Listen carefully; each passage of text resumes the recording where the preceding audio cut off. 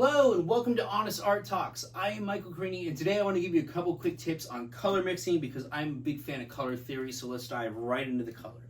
So one of the first tips that I would recommend and something that I do is I try to avoid using colors straight out of the canister. I will always make sure that I mix a little of something with something else to make my color palette uniquely and distinctly my own. Why have the language and the voice of somebody else when you can create your own? Now the second tip I want to give you is to pay attention to the quality of the paint you're using.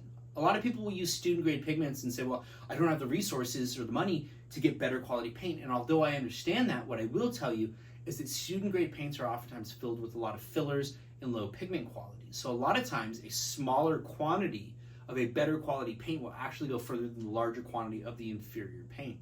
Now, I also want to talk about some of the properties of paint and things to look for that people don't always know about. And one is whether or not a color is opaque, translucent, or transparent.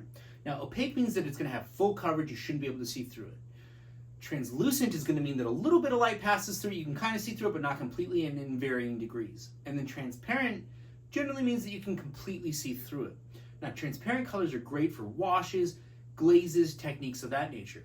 You can also make a transparent color more opaque by adding an opaque color to it, but you will start to lose some of the transparent or translucent properties.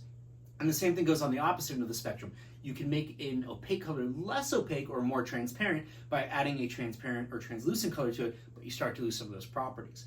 Now, the last thing I want to tell you about is light fastness. Now, light fastness refers to a color's ability to withstand UV rays. So a color with a light fastness level of 1, like this right here from Nova Color, is great. It's going to be a color that is likely to be archival, stand the test of time, good for an artist that wants their work to last for 100 years. Now, a lot of times, fluorescent colors, blacklight colors, will have a lower light fastness level, in which case this is a level 3 light fastness. Now, this is not going to last as long in the sun. It's going to fade over time. It's going to deteriorate. But sometimes I actually like to use level 3 colors anyway, knowing that they will fade, because I like that quality of everything in life is temporary. So let's watch it change over time and see the painting kind of continue to develop and evolve or deteriorate, because there's a beauty to that too. So these are things that you just want to be conscious of when you're working with your colors, because learning about color relationships and how these things work can really help you to better articulate yourself on your creative journey.